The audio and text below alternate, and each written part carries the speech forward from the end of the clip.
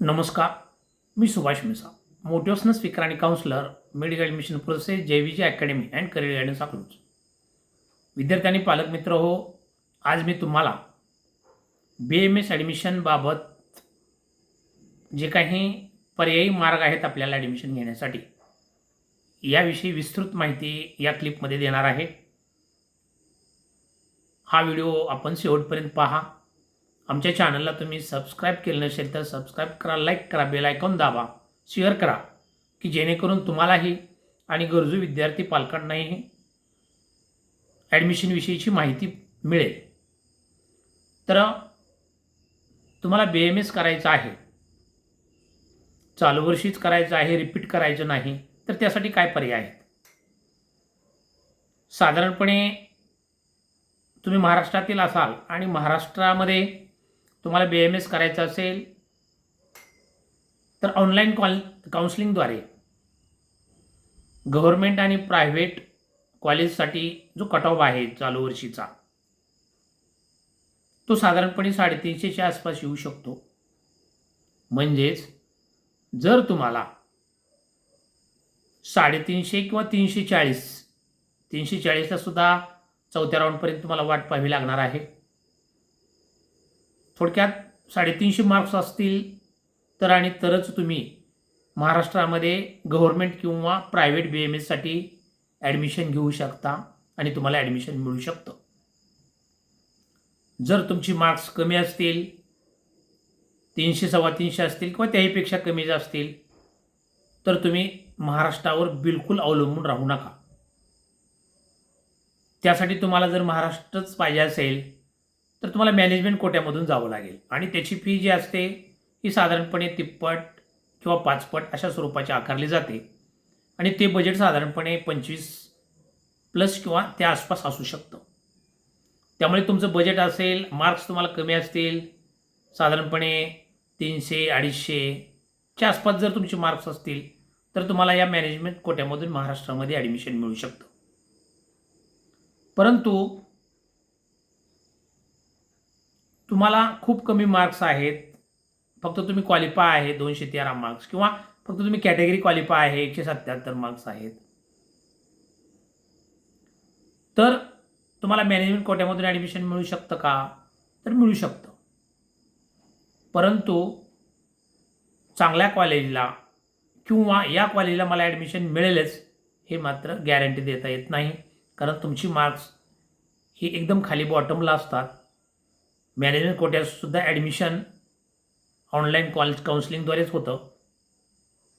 त्यामुळे तुमच्यापर्यंत नंबर यावा लागतो. तुमच्यापेक्षा जास्त विद्यार्थ्यांनी जर ॲप्लिकेशन केलं असेल आणि ते विद्यार्थी जर या ठिकाणी मॅनेजमेंटची फी भरण्यास तयार असतील तर तुम्हाला त्या कॉलेजची सीट कधीच मिळू शकत नाही. म्हणजे तुमची मार्क्स जर खूप कमी असतील तरीसुद्धा मॅनेजमेंट कोट्याचे ॲडमिशन तुम्हाला महाराष्ट्रात मिळेलच असं नाही, तुमचं बजेट असूनसुद्धा.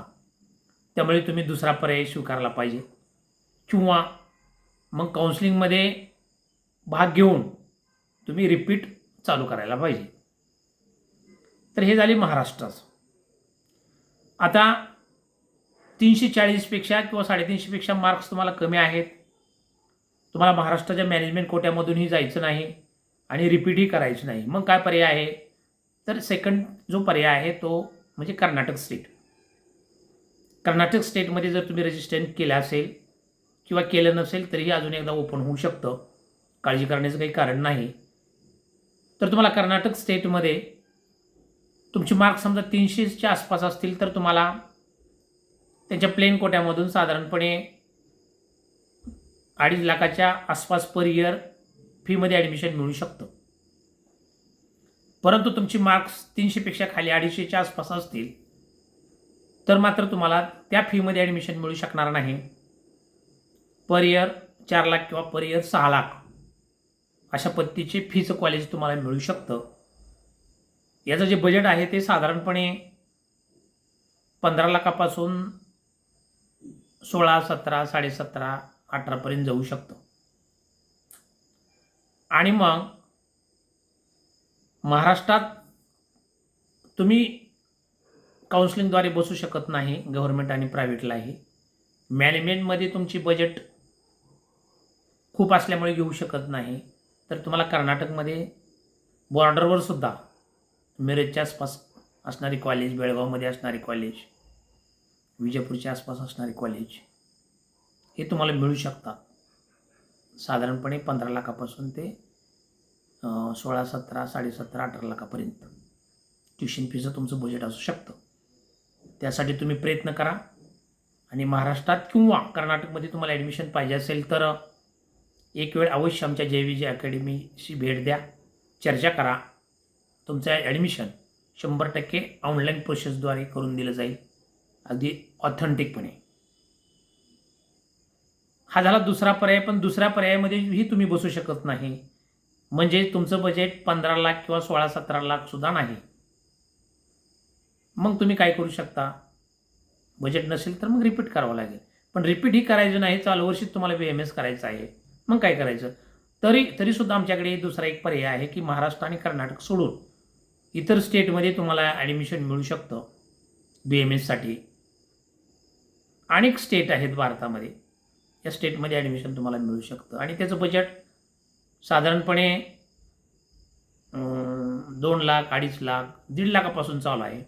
1,30,000 पासून 1,40,000, 1,50,000, 2 लाख, 2.25 लाख, 2.5 लाख, 2.25 लाख, 3 लाखापर्यंतच्या कॉलेज तुम्हाला मिळू शकतं.